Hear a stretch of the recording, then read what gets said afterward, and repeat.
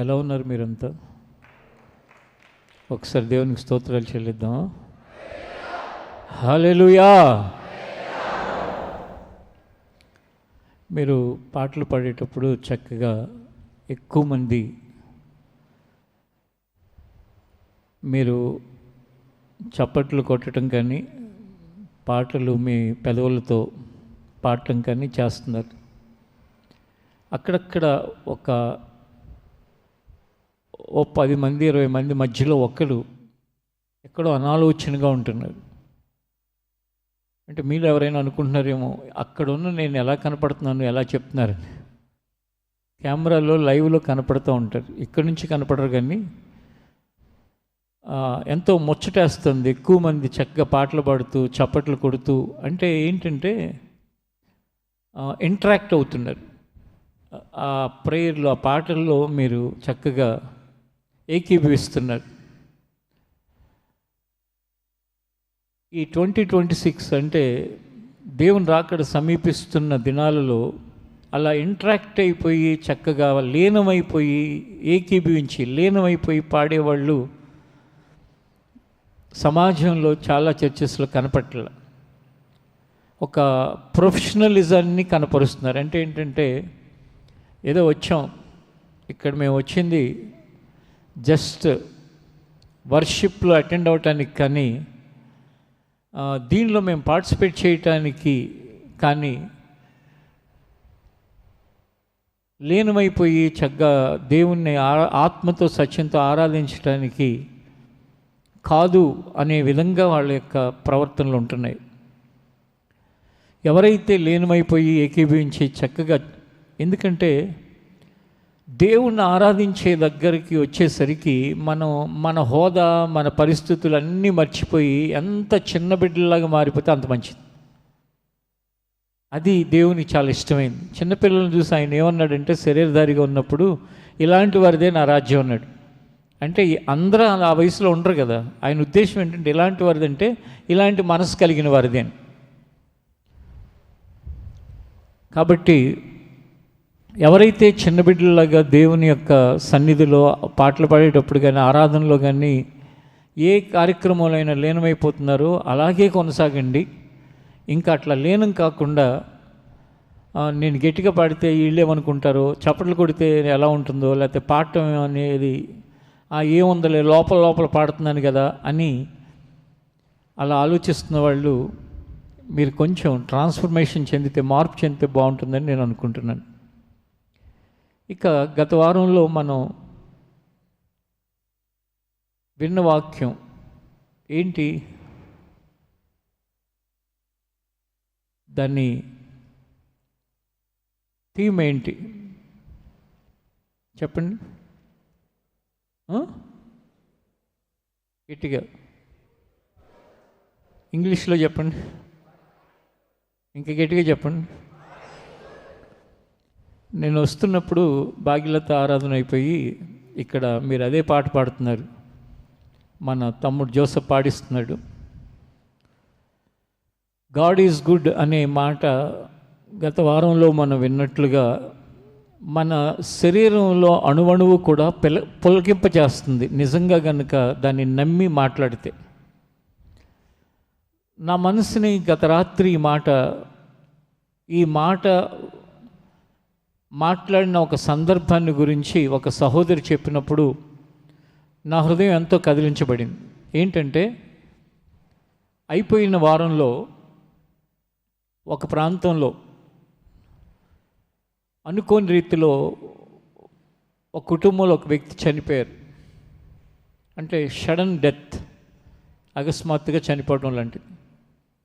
ఆ కుటుంబస్తులంతా చాలా దుఃఖంతో ఉంటే ఎవరైతే చనిపోయారో ఆయన కుమారుడు, చిన్న పిల్లవాడు, పోయిన ఆదివారం లైవ్లో చూశాడు. స్థానికులు కాదు, వాళ్ళు చాలా దూరంలో ఉంటారు, 500 కిలోమీటర్ల దూరంలో ఉంటారు ఇక్కడికి. లైవ్లో చూశాడంట. చూసినది ఆ ఏడుస్తున్న వాళ్ళ రక్త సంబంధులతో, కుటుంబ సభ్యులతో చెప్పాడంట, గాడ్ ఈజ్ గుడ్ అని ఉంది కదా, దేవుడిది ఏదో ఉద్దేశం ఉంటుంది, బాధపడబాకండి అని చెప్పి.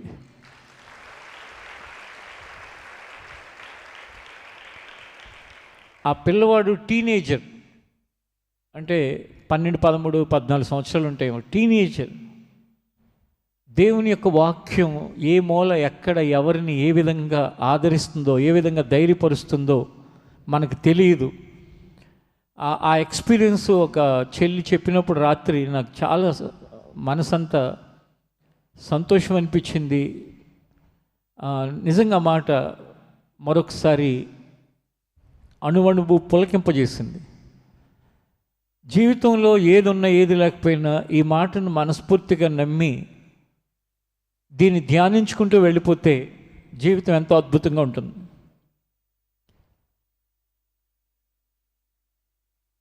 ఒక వెదురు చెట్టు ఉంటుంది, చైనీస్ బ్యాంబూ ట్రీ అని. దాన్ని నాటిన తర్వాత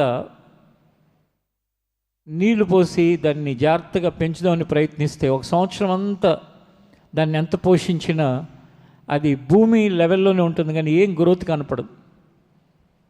2వ సంవత్సరం దానికి నీళ్లు పోసి పెంచి పెద్ద చేసిన ఆ 2వ సంవత్సరంలో కూడా ఏం పైకి రాదు. 3 ఏమీ పైకి రాదు, నీళ్లు పోస్తుంది కనపడుతూ ఉంటుంది, దానిలో ఏం గ్రోత్ లేనట్టుగా ఉంటుంది. 4వ సంవత్సరం ఆ బ్యాంబూ ట్రీని మరలా ఏ పోషణ చేసినా 4వ సంవత్సరం కూడా ఏమీ పెరగనట్టు అనిపిస్తుంది. 5వ సంవత్సరంలో సడన్గా కొన్ని వారాల్లోనే అది పెరిగి పెద్దదై కొన్ని నెలల్లో 80 అడుగుల వరకు వెళ్ళిపోతుంది. అంటే మొదటి సంవత్సరం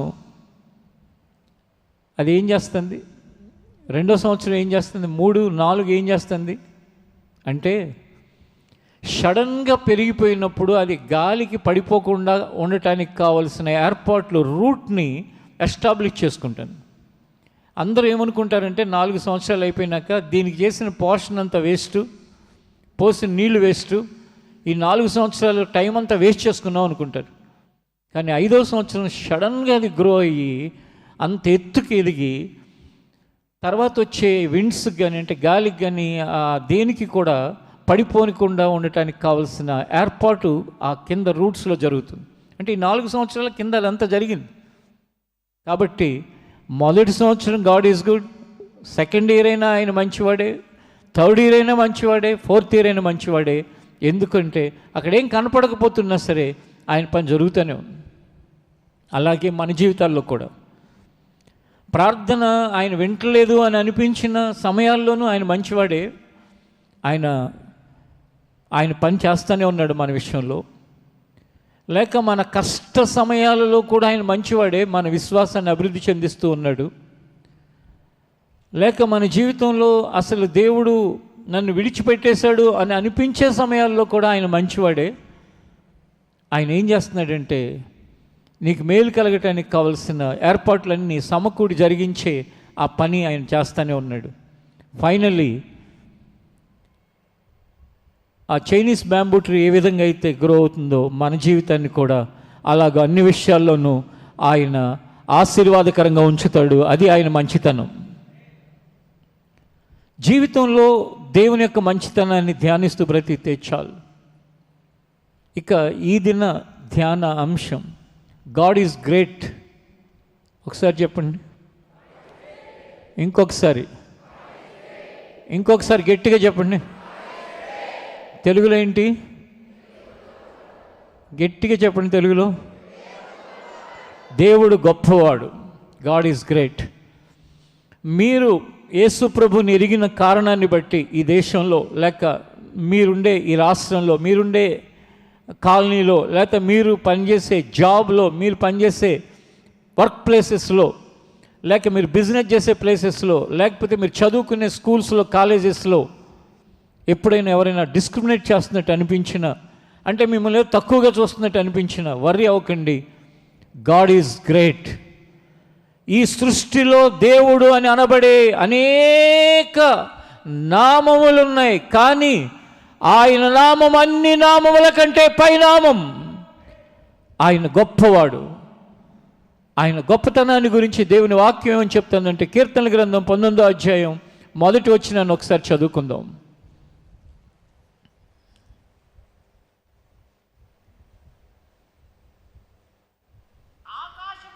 ఆకాశములు దేవుని మహిమను వివరించుచున్నవి, అంతరిక్షము ఆయన చేతి పనిని ప్రచురపరుచుచున్నది, పగటికి పగలు బోధ చేయుచున్నది, రాత్రికి రాత్రి జ్ఞానము తెలుపుచున్నది. చూడండి, మొదటి వచనంలో ఏమనుంది? ఆకాశములు దేవుని మహిమను వివరించుచున్నవి, అంతరిక్షము ఆయన చేతి పనిని ప్రచురపరుచుచున్నది. సృష్టిని ఒక్కసారి చూస్తే ఆకాశములు, మీలో టూర్స్ ట్రిప్స్ లేక ఎప్పుడైనా బయటకు అలా వెళ్ళి ఆ కొండల వెంట గుట్టల వెంట మధ్య ఒకసారి ఈ రింగ్ రోడ్ అవతల ఓఆర్ఆర్ ప్రక్కన ఒక పెద్ద గుట్టెక్కి మన ఈ క్వైర్ టీంలో ఉన్న కొంతమంది ఒక సాంగ్ని వాళ్ళు రికార్డ్ చేశారు. అది చూస్తే ఒక రాయి మీద కూర్చుని నిలబడి ఉన్నారు. ఆ రాయి దాటిన తర్వాత పెద్ద అగాధం ఉంది, కొంచెం బ్యాలెన్స్ తప్పితే ఎక్కడికో వెళ్ళిపోయేంత పెద్ద లోతైన అగాధం కనపడుతుంది. ఆ సీనరీ అసలు ఎలా ఉందంటే ఆ రికార్డింగ్ చూస్తే అబ్బా ఏముందరా అనిపించింది. అలా ప్రపంచంలో అలాంటి సీనరీస్, అలాంటి పరిస్థితులు ఆకాశంలో లేక ఈ యొక్క ఆయన సృష్టిలో ఎన్నో కనపడతాయి. మంచు కప్పేసి మంచు దుప్పటి ఇలా ఉంది అంటారు చూడండి, అలా ఎన్నో ఎన్నో మనకు కనపడతాయి. దానికి కారణం ఏంటంటే ఆయన మహిమ, ఆయన యొక్క సృష్టికర్త అయిన ఆయన యొక్క కార్యం అంతా. అలాంటి వాటిని చూడటానికి, అలాంటి వాటిని ఎంజాయ్ చేయటానికి మనుషులు కోటాను కోట్ల రూపాయలు ఖర్చు పెట్టి సమాజంలో ప్రపంచవ్యాప్తంగా టూరిజం ఇండస్ట్రీ కొన్ని కోట్ల రూపాయల వాల్యూ ఉంటుంది. భారతదేశానికి బయట ఉంది, ఇప్పుడు భారతదేశంలో కూడా మన దేశంలో కూడా అది ఇంప్రూవ్ అవుతుంది. దుబాయ్ కానివ్వండి, సింగపూర్ కానివ్వండి, ఇంకా కొన్ని కంట్రీస్లో, యూరోప్లో కానివ్వండి, ఎన్నో ప్రాంతాల్లో వాళ్ళ ఆదాయ వనరు ఏంటయ్యా అంటే దేవుడు సృష్టించిన సృష్టిని చూచి వాళ్ళు సంతోషపడటానికి అంత కార్యక్రమాలు జరుగుతున్నాయి. అంటే ఎంత గొప్ప కార్యక్రమం! దేవుడు ఎంత గొప్పవాడు! కేవలం ఆయన నోటి మాట చేత సృష్టించిన సృష్టి మనుషుల్ని పులకింపజేస్తుంది. మనుషులతో కలిసి బ్రతకలేక ఆయన సృష్టించిన సృష్టిని చూసి అయినా ఆస్వాదిద్దాం, నెమ్మదిగా ఉందాం.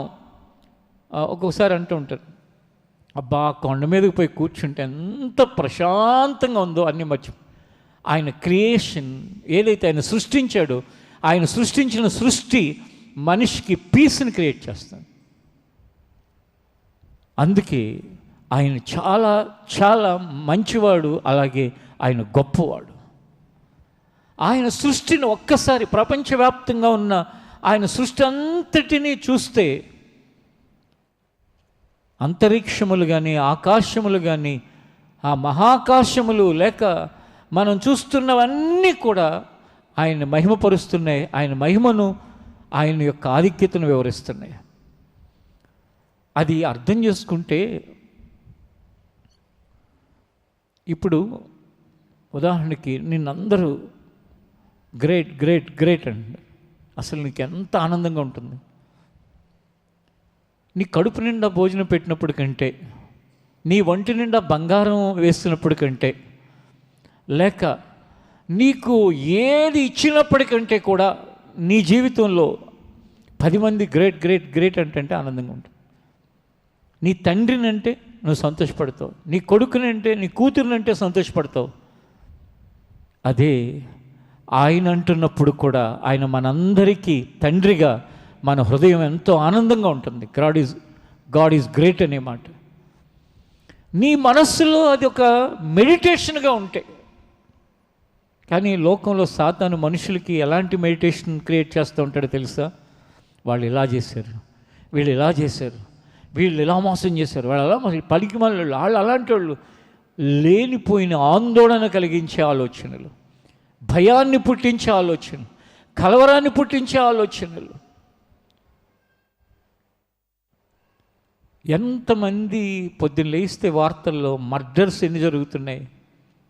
పోయిన వారమే అనుకున్నాం కదా, ఎందుకు భార్య పిల్లలు కుటుంబం ఉండగా చక్కగా పక్కింట్లో ఉన్న టీనేజ్ పిల్ల మైనర్ అమ్మాయిని మీద వాడి మనస్సు కన్నుపడి, ఒక రకంగా చెప్పాలంటే వాడి వక్ర బుద్ధి వలన ఓవరాల్గా 6 మందిని చంపేశాడు. చివరికి పోయిన వారం మనకు తెలియదు, అప్పుడు వెతుకుతున్నారు. తర్వాత ఏం జరిగిందంటే ఎక్కడో అతను డెడ్ బాడీ కనిపించాడు. 6 మందిని చంపి అతను కూడా చనిపోయాడు. ఏం సాధించాడు? వక్రమమైన ఆలోచనలు మన చావు కొరకే, వక్రమమైన మన మనస్తత్వం, మనకి మనశ్శాంతి లేకపోవటమే, చెడు ఊహలు, చెడు తలంపులు, చెడు ఉద్దేశాలు మనిషి శాంతిని సర్వనాశనం చేసేవి. వాటిలో నుంచి బయటపడటం కోసం దేవుని ఆధిక్యతను ఆలోచించు, దేవుని మహిమను గురించి ఆలోచించు, దేవుని యొక్క సృష్టిని గురించి ఆలోచించు. ఆకాశములు అంతరిక్షములు ఆయన యొక్క మహిమను గురించి వివరిస్తూ ఉంటే ఆయన చేత సృజించబడిన మనం ఎలా ఉండాలి? ఎహెజ్కేలు గ్రంథాన్ని ఒకసారి తెరవండి బైబిల్లో నుండి.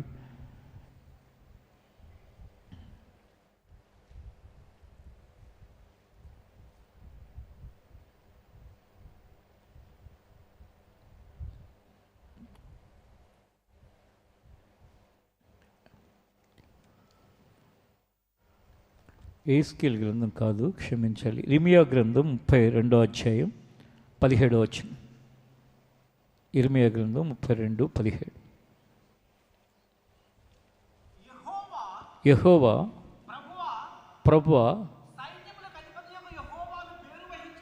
సైన్యములకు అధిపతియగు యెహోవాను పేరు వహించువాడా, శూరుడా, మహాదేవ, నీ అధిక బలము చేతను చాచిన బాహువు చేతను భూమి ఆకాశమును సృజించితివి. నీకు అసాధ్యమైనది ఏదియూ లేదు. నువ్వు 1000 మందికి కృప చూపుచు తండ్రుల దోషం వారి తరువాత వారి పిల్లల ఒడిలో వేయువాడవు. ఆలోచన విషయంలో నీవే గొప్పవాడవు. క్రియలు జరిగించే విషయంలో శక్తి సంపన్నుడవు. వారి ప్రవర్తనలు బట్టి, వారి క్రియా ఫలమును బట్టి అందరికీ ప్రతిఫలమిచ్చుటకై నరపుత్రుల మార్గములన్నిటినీ నీవు కన్నులారా చూచుచున్నావు. చూడండి, ఆయన భూమి ఆకాశమును సృజించి, ఆయన సృజించిన సృష్టిలో నుంచి ఆయన అన్నిటినీ చూస్తూ ఆయన గురించి ఏమని వ్రాయబడిందంటే, ఇర్మియా ప్రవక్త అంటున్నాడు, శూరుడా, మహాదేవా, బాహుబలముతో భూమి ఆకాశమును సృజించినవాడా, నీకు అసాధ్యమైనది ఏదీ లేదు. హల్లెలూయా, హల్లెలూయా. ఒకసారి ఆ మాట చెప్పండి, నేను చెప్తాను. నీకు అసాధ్యమైనది ఏదియూ లేదు. నీకు అసాధ్యమైనది ఏదియూ లేదు. అది గాడ్ గ్రేట్నెస్, ఆయన గొప్పతనం. అది ఆయనకు అసాధ్యమైనది ఏదీ లేదు. శూరుడా, మహాదేవా,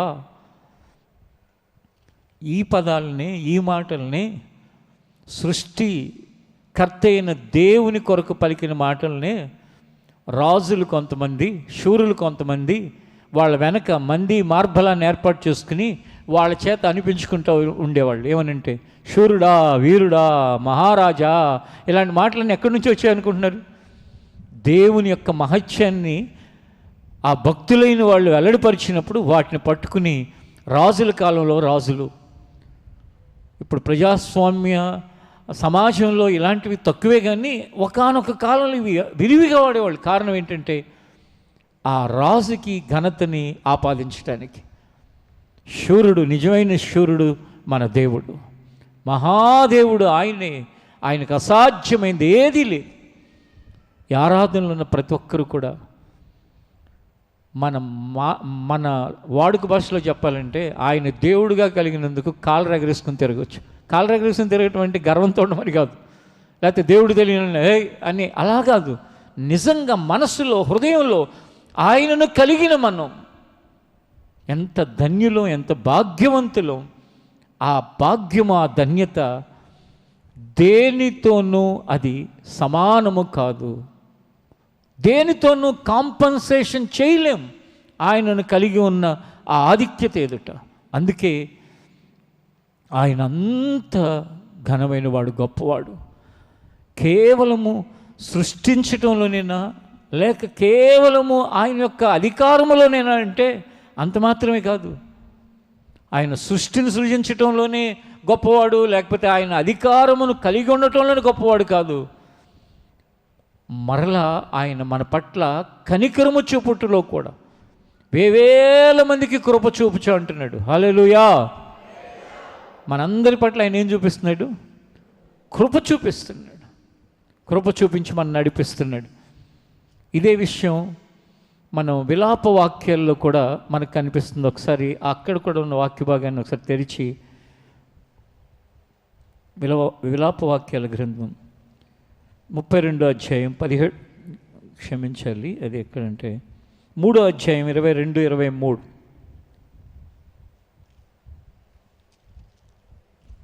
యెహోవా కృపగలవాడు. చూడండి ఎంత చక్కగా రాసింది. యెహోవా కృపగలవాడు, ఆయన వాత్సల్యత ఎడతెగక నిలుచున్నది గనుక, ఎడతెగక నిలుచున్నది గనుక మనము నిర్మూలము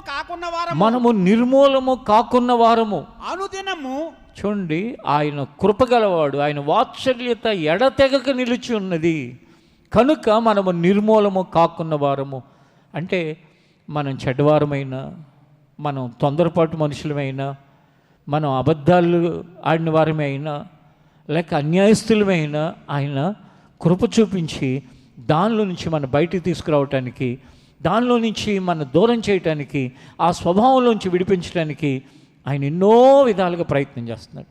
ఆ తర్వాత అంట ఆయన వాత్సల్యత అనుదినము నూతనముగా ఆయనకు వాత్సల్యత పుట్టుచున్నది. నూతనముగా ఆయనకు వాత్సల్యత పుట్టుచున్నది. నీవు ఎంతైనా నమ్మదగిన వాడవు. యెహోవా నా భాగమని నేను అనుకొనుచున్నాను. ఆయన యందు నేను నమ్మిక ఉంచుకొనుచున్నాను. ఎలా అండి ఆయన మంచితనం, ఆయన కృప, ఆయన వాత్సల్యం చూపించడం అంటే ఏంటో తెలుసా? దయ చూపించడమే కాదు, కరుణ చూపించడమే కాదు, దయ, కరుణ, జాలి, మమకారము అన్నిటినీ కలిపితే ఎన్ని మాటలు ఉన్నాయి చూడండి. దయ, కరుణ, జాలి, మమత, మమకారము ఇవన్నీ కలిపితే ఆ వాత్సల్యత అనే మాటను వాడవచ్చు. అనుదినము మన పట్ల నూతనంగా ఆయనకి వాత్సల్యం పడుతుందండి. పుట్టి మన జీవితంలో మనల్ని ఆయన ముందుకు నడిపించుకుంటూ వెళుతున్నాడు. అది ఆయన గొప్పతనం. ఈ ఉదయకాలం ప్రతి వారు ఈ ఆరాధనలో ఒకసారి లోతుగా, ప్రభా నువ్వు ఎంత గొప్పవాడివి ప్రభా, ఏం అక్కర్లేదండి, ఆయన మంచితనాన్ని, ఆయన గొప్పతనాన్ని అన్నీ ప్రక్కన పెట్టి, ఆలోచనలన్నీ, ఆ పనికిమాలిన ఆలోచనలను ప్రక్కన పెట్టి, లేకపోతే మాట్లాడితే ఆ సెల్ ఫోన్లు పట్టుకుని అవి చూసుకోవటం పక్కన పెట్టి, అలా ఒంటరిగా నువ్వు గనక దేవుని సన్నిధిలో గడిపితే నీ హృదయం ఆనందంతో పరవశం చెందుతుంది. కృతజ్ఞతతో కళ్ళ వెంట కన్నీళ్ళు అలా కారిపోతాయి. దేనికంటే బాధతో కాదు, కృతజ్ఞతతో ఆనంద బాష్పాలు అంటారు కదా, అవి కారణం ఏంటంటే ఆయన మంచితనం, ఆయన యొక్క గొప్పతనం, ఆయన ఆధిక్యత. నీ ప్రక్కన 1000 మంది కూలిన, నీ కుడి ప్రక్కన 10,000 మంది కూలిపోయినా ఏ అపాయం కూడా రాకుండా నిన్ను కాపాడగలిగినంత గొప్పవాడు ఆయన. అందుకే ఆయన గొప్పతనాన్ని గురించి తలంచి తలంచి తలంచి హృదయం అంతా కూడా మన జీవితంలో ఆనంద పరవశంలో మునిగి మన జీవితంలో మనం ధన్యులు అని అనిపించుకుంటాం. ఆయన సృష్టిని సృజించడంలో కానీ, ఆయన మన ఏళ్ళ కృప చూపించడంలో కానీ, మన ఏళ్ళ వాత్సల్యత చూపించడంలో కానీ ఆయన ఎంత గొప్పవాడు. అదేవిధంగా నూతన నిబంధన గ్రంథంలో రోమీలకు రాసిన పత్రికను ఒకసారి తెరిస్తే అక్కడ 5వ అధ్యాయంలో ఉన్న ఒక మాటను కూడా మనం చదువుకుందాం. పరిశుద్ధ గ్రంథమైన బైబిల్లో నుండి రోమీలకు రాసిన పత్రిక 5వ అధ్యాయం 8వ వచనం. అయితే దేవుడు మన ఎడ్ల తన ప్రేమను వెల్లడిపరుచుచున్నాడు. మన ఎడల తన ప్రేమను వెల్లడిపరుచుచున్నాడు. ఎట్లనగా మనం ఇంకను పాపులమై ఉండగానే క్రీస్తు మన కొరకు చనిపోయాను. కాబట్టి ఆయన గొప్పతనం ఎంత ఉన్నతమైందంటే, మనం పాపులమై ఉండగానే, అక్కడ ఏమని రాస్తుందంటే ఇంకనూ పాపులమై ఉండగానే, మనం సిన్నర్స్ అయి ఉండగానే మన కోసం తన ప్రాణమును పెట్టే అంత ప్రేమను మన ఏళ్ళ కనపరిచి ఆయన తన గొప్పతనాన్ని కనపరుచుకున్నాడు. జీవితంలో ఇది అర్థమైతే, ప్రభువా నేను పాపిని ఉండగానే నా కోసం ప్రాణం పెట్టావా, ఎంత ప్రేమ ప్రభువా నీది. మీలో బాల్యం నుండి దేవుని మందిరానికి వచ్చేవాళ్ళు మీ తల్లిదండ్రులను బట్టి కొన్ని వాక్యాలు విని విని విని అవి అక్షర సంబంధంగా మీకు తెలిసాయి, కానీ ఆత్మ సంబంధంగా అర్థం కాకుండానే అయిపోయాయి. మనము పాపులమై ఉండగానే, మనం చెడ్డవారమై ఉండగానే, మనం ఫెయిల్యూర్ అయి ఉండగానే, లేక మన జీవితంలో మనం ఒక స్వార్థ బుద్ధితో ఉండగానే, మన ఇష్టానుసారమైన ప్రవర్తనలో ఉండగానే మన కోసం ఆయన ప్రాణం పెట్టాడు అనే విషయం నీకు తెలుసా? మంచి వాళ్ళ కోసం ఏదైనా చేయటానికి చాలామంది ఉంటారు, లేకపోతే కొంతమంది అయినా ఉంటారు, కానీ చెడ్డవాళ్ళ కోసం చేసేవాళ్ళు ఎవరు ఉంటారు? కానీ పాపులమై ఉండగానే, ఇంతకుముందు నేను గుర్తు చేసిన విషయం, 6 చంపేసిన వ్యక్తిని ఎవరైనా దయ చూపిస్తారా? వాళ్ళ అన్న డెడ్ బాడీ దగ్గరికి వచ్చి ఏమన్నాడో తెలుసా? వీడు ఇలాంటి మరణం కాదు పొందాల్సింది, వాళ్ళందరిని ఎలా చంపాడు, అలా నరికి ఈయన్ని బాధపెట్టి చంపాల్సింది, వీడు చచ్చిపోయాడు ప్రశాంతంగా అని అరుస్తున్నాడు గట్టిగా. అంటే ఒక చెడ్డవాడు తమ్ముడైనా అన్నైనా కొడుకైనా కొన్నిసార్లు మనుషుల్లో ఫ్రస్ట్రేషన్ ఎలా ఉంటుందంటే, వీడిని మామూలుగా చనిపోయాడు అని చెప్పేసి గొడవ చేస్తుంది. చూడండి ఎంత దారుణమో చూడండి. కానీ మన ప్రభు అయిన యేసుక్రీస్తు అలాంటి పాపిని సైతం కూడా క్షమించి, క్షమాపణ కోరుకుంటే అతని ప్రవర్తనను మార్చి అతని జీవితాన్ని దారిలో పెట్టడానికి పాపి ఉండగానే తన ప్రాణాన్ని పెట్టాడు. పోయిన వారమే అనుకుంటా కదా, మీకు గుర్తు చేశాను, శనివారం అనుకుంటా, ఆదివారం కూడా చేశానేమో గుర్తులేదు. ఏంటంటే బీహార్ రాష్ట్రంలో వెడ్డింగ్ ఫంక్షన్కి ఎవరినైతే ఇన్వైట్ చేశారో ఆ ఇన్వైటీ అంటే ఆహ్వానితులు వచ్చి మటన్ పెట్టలేదని చెప్పి 12 మందిని కాళ్ళు చేతులు ఎరగొట్టి తలకాయలు పగలగొట్టారు. వాళ్ళకి ఏం పెట్టాలో కూడా వచ్చినోడే వాడికి ఇష్టం అంటే ఆ పెట్టింది నచ్చకపోతే కొట్టి, అంటే ఎంత అరాచకంతో బ్రతుకుతుంది సమాజం చూడండి. ఇది ఎందుకు చెప్తున్నానంటే, ఇప్పుడు కూడా మన మధ్యలో కూడా ఉంటారు అట్లాంటి ఒక దుర్మార్గమైన ఆలోచన కలిగిన వాళ్ళు. లైవ్లో ఇది వినే వాళ్ళలో కూడా ఉంటారు. మనం ఏం పెట్టాలో కూడా వాళ్ళే నిర్ణయించేస్తారా? అందుకే అసలు ఇప్పుడున్న సమాజంలో ఆత్మ సంబంధులతో తప్ప సహవాసం ఇతరులతో చేయకుండా ఉంటే మంచిది. మనుషుల మధ్యలోనే ఉండు, వాళ్ళ పట్ల ప్రేమ కలిగి ఉండు. ఏదైతే షిప్ ఈ వాటర్లోనే ఉండి వాటర్ లోపలికి రాకుండా చూసుకుంటుందో, నువ్వు కూడా లోకంలోనే ఉండి కానీ వాళ్ళు లోపలికి రాకుండా చూసుకో. అంటే మనం ఎలా ఉండాలో, ఏం మాట్లాడాలో, ఏమి పెట్టాలో వాళ్ళకి, అంటే మన ఇంటికి వచ్చినట్టుకి ఏం పెట్టాలో కూడా వాళ్ళే ఆలోచించుకుని వస్తున్నట్టున్నారు. వాళ్ళు ఆలోచించుకుని మనం పెట్టకపోతే కొట్టేటట్టు ఉన్నారు, లేకపోతే చంపేటట్టు ఉన్నారు. ఇలా ఉంది లోకం. అందుకే ఈ దరిద్రమైన సమాజంలో ఉన్న ఒక సిస్టమ్ని బ్రేక్ చేసి, ఇది కాదురా బాబు సిస్టము, ఆశించటం కాదు, ఎవడింటికన్నా వెళ్ళినా ఏం పెడతారని ఆశించటమా, ఏ ఫంక్షన్ కన్నా వెళ్ళినా ఏం పెట్టాలో అనేది మనమే ఆలోచించుకుని వెళ్ళటమా, ఏం దుర్మార్గం ఇది. కానీ ఇంత చెడ్డ మనస్తత్వాల మధ్యలో మనుషులు కనీసం వాళ్ళు ఊహించింది పెట్టలేదని కొట్టి చంపే స్థాయికి వచ్చిందంటే సమాజం ఎంత ఘోరమైన ప్రవర్తన చూడండి. అలా ప్రవర్తించే వాళ్ళు ఇక చెడ్డవాళ్ళని ఓర్చుకుంటారా? కానీ ప్రభువైన యేసుక్రీస్తు యొక్క సందేశం, ఆయన యొక్క ప్రేమ ఎలాంటిదంటే, మనం ఇంకనూ పాపులమై ఉండగానే ఆయన మన కొరకు తన ప్రాణమును పెట్టి మన పట్ల తన ప్రేమను వెల్లడిపరిచి ఆయన ఎంత గొప్పవాడో తాను మన ఎడల రుజువుపరుచుకున్నాడు. అందుకు గాడ్ ఈజ్ గ్రేట్. అది అర్థమైతే God is good, God is great అనే పదాలతో నీ హృదయం ఆనందంతోనూ సంతోషంతోనూ ఈ ఆత్మీయ ప్రయాణంలో ముందు కొనసాగి వెళ్ళిపోతూ ఉంటుంది. దేవుడు మంచివాడు అన్న తర్వాత ఎప్పుడు ఇంకా ఆయన బ్లేమ్ చేయలేము లైఫ్లో. నేను నా టీనేజ్లో ప్రభుని ఎరిగాను. ఆల్మోస్ట్ 3 decades అయింది, 30 సంవత్సరాల పైగా.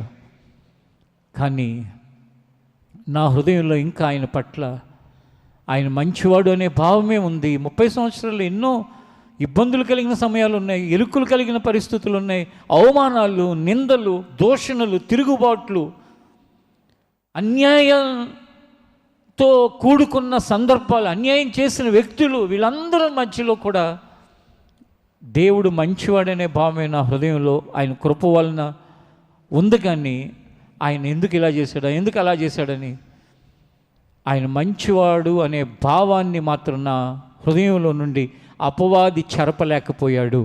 ఇది దేవుని వల్ల కలిగిన ఆధిక్యత.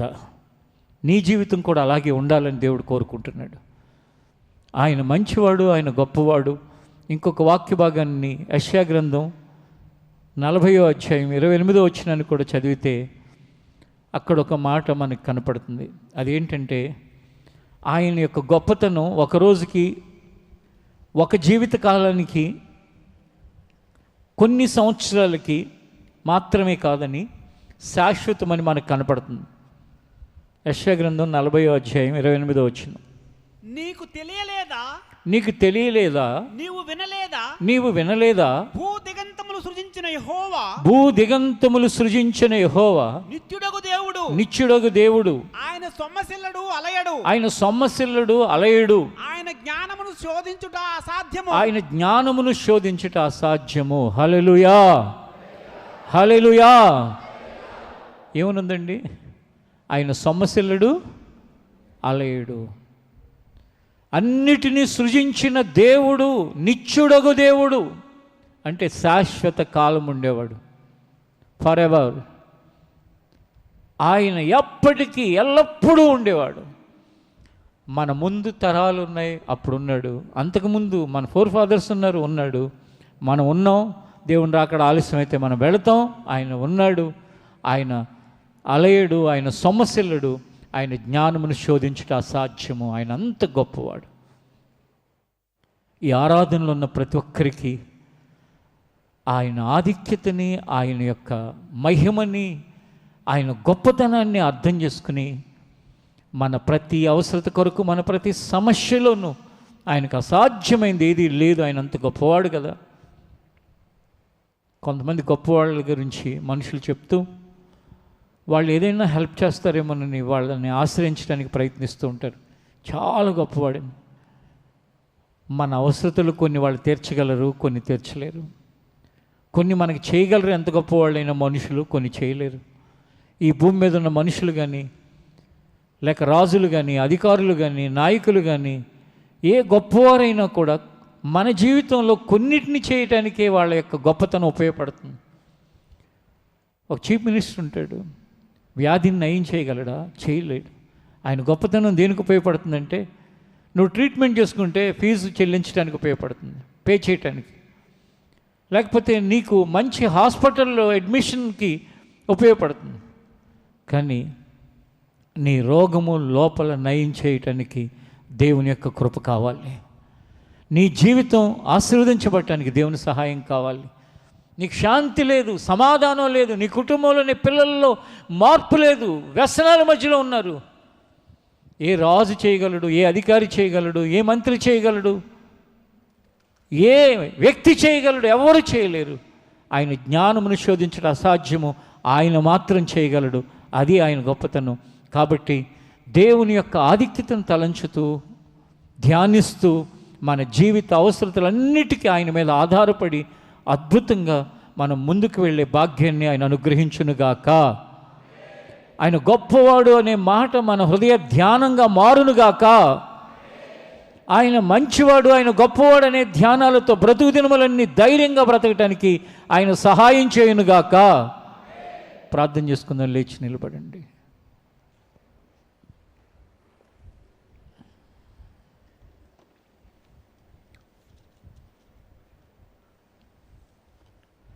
ఆయన నిత్యుడగు దేవుడు, ఆకాశములు ఆయన మహిమను వివరిస్తున్నాయి, అంతరిక్షములు వివరిస్తున్నాయి.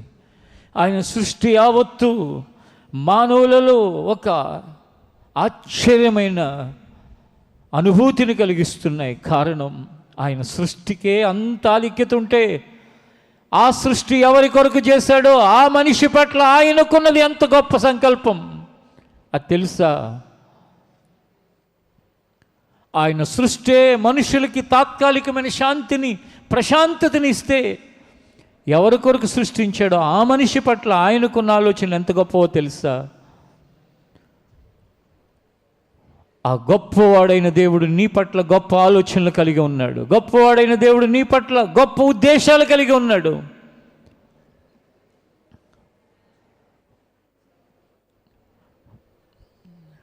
మనల్ని మనం దేవునికి అప్పగించుకోవటానికి గుర్తుగా మన 2 చేతులు దేవుని వైపు ఎత్తి, ఆకాశం వైపు ఎత్తి, దేవా నీవు సృజించిన సృష్టి అయి ఉన్న నేను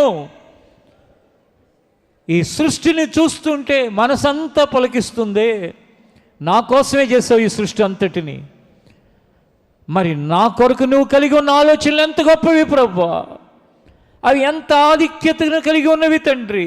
ఆ ఆలోచనలు నా పట్ల నువ్వు కలిగి ఉన్నవి విస్తారములై ఉన్నవి నాయన. నీ జ్ఞానమును శోధించుట మానవుని జ్ఞానానికి అసాధ్యము తండ్రి. ప్రతివారు దేవుని సన్నిధిలో ఎలుగెత్తి చెప్పండి, దేవా నువ్వు గొప్పవాడు నాయన. నా పట్ల కృప చూపించుట్లో కానీ, నా పట్ల దయ చూపించుట్లో కానీ, నా పట్ల వాత్సల్యత చూపించుట్లో కానీ, నాకు మేలు చేయట్లో కానీ, నాకు సహాయము చేయట్లో కానీ నీ మహిమ ఎంతో ఉన్నతమైనది దేవా. దేవుని స్తుతించి, దేవుని ఘనపరిచి, ఆయన గొప్పతనాన్ని గురించి మాట్లాడు. నీ జీవితం ఎంతో ఆశీర్వదించబడుతుంది, ఎంతో దీవించబడుతుంది. కల్లో కూడా ఊహించని ఎన్నో కార్యాలు ఆయన గొప్పవాడు గనక చేశాడు. ఒకరికి ఒకరు మన జీవితంలో మనం సహాయం చేస్తున్నప్పుడే మనకెంతో ఆనందం కలిగితే దేవుడు మనందరి పట్ల వేవేల మందికి కృప చూపి, కోటాను కోట్ల మందికి కృప చూపి ఆయన చేసే కార్యములు ఎంత అద్భుతములు. నిత్యము నిరంతరము ఉన్నవాడు. మీలో అనేకులు ఒకసారి ఆలోచించండి, ఎంత ఇరుకులో, ఎంత ఇబ్బందికరమైన పరిస్థితుల్లో, కొన్నిసార్లు టెంట్ల క్రింద, కొన్నిసార్లు ఆన్లైన్లో, కొన్నిసార్లు ఆరాధించుకోవటానికి అవకాశమే లేకుండా, కూర్చోవటానికి అవకాశం లేకుండా నిలబడి దేవుని సన్నిధిలో ఉన్న దినాలు ఇప్పుడు ఒకసారి ఆలోచిస్తే ఇవన్నీ చేయటానికి ఆయన ఎంత గొప్పవాడు. ఇవే కాదు ఇంకేవైనా చేయటానికి ఆయన మందిరాల విషయంలో కానీ, నీ కుటుంబ విషయంలో కానీ, నీ ఆర్థిక విషయాల్లో కానీ, నీ ఆరోగ్య విషయంలో కానీ, నీ పిల్లల విషయంలో కానీ ఆయన వాత్సల్యత ఎడతెగక మన ఎడల ఉన్నది. సహోదరి సహోదరుడా,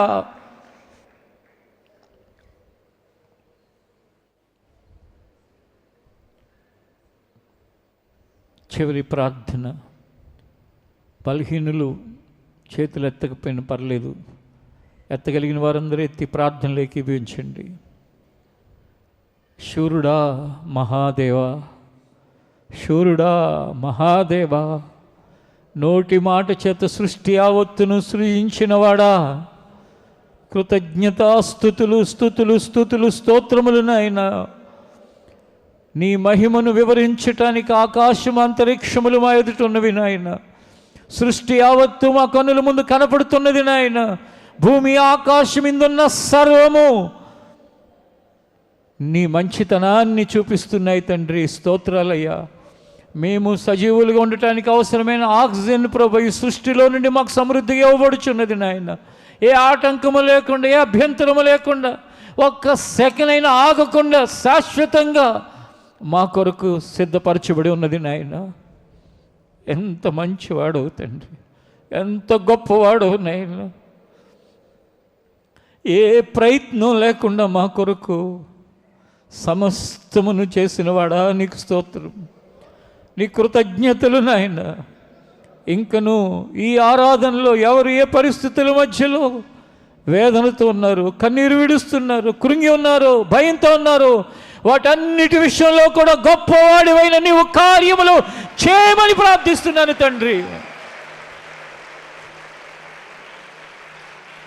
ఈ ప్రాంగణమంతా నీ మహిమను విస్తరింపచేయండి నాయన.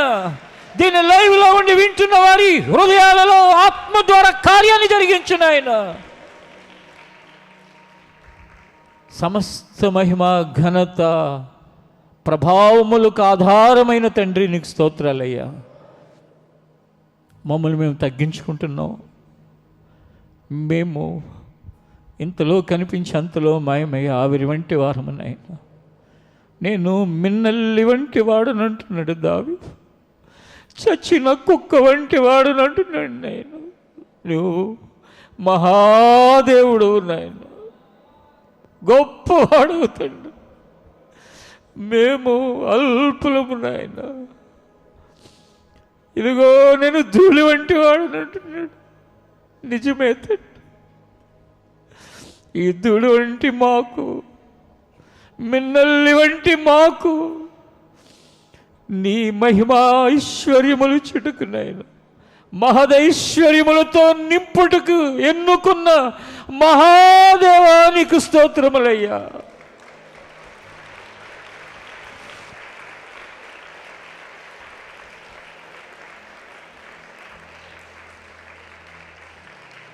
మహోన్నతుడా నీకు కృతజ్ఞతలు నాయన. నీ ఆత్మస్పర్శను ప్రతి వారికి అనుగ్రహించి మరొక వారం అంతటి కొరకు నీ కృపను తోడుగా ఉంచి, మార్గాల్లో తోడుగా ఉండండి, పనులన్నింటిలో సహాయం చేయండి, ప్రతి ప్రయత్నాన్ని సఫలపరచండి. మమ్మల్ని చేపట్టుకుని నడిపించిన ఆయన.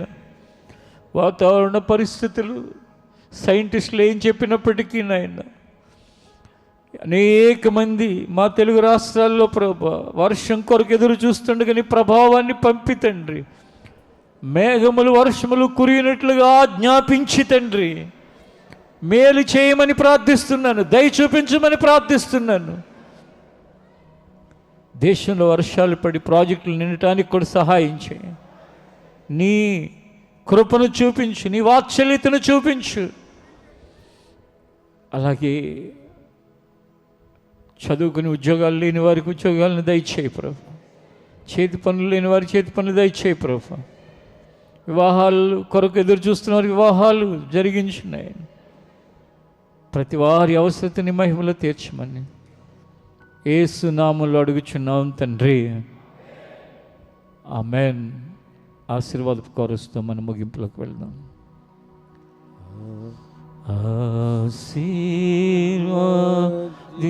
ఆశీర్వదించుము మమ్ము దేవా, నిండైన దీవెనతో పంపుమయా.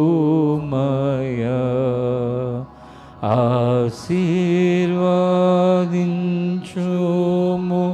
మమ్ము దేవా, నిండైన దీవెనతో పంపుమయా. నీదు సన్నిధిలో మేము నిలచి పొందేదామెన్నో మేలులను. నీదు సన్నిధిలో మేము నిలచి పొందేదామెన్నో మేలులను. పొందేదామెన్నో మేలులను. పొందేదామెన్నో మేలులను.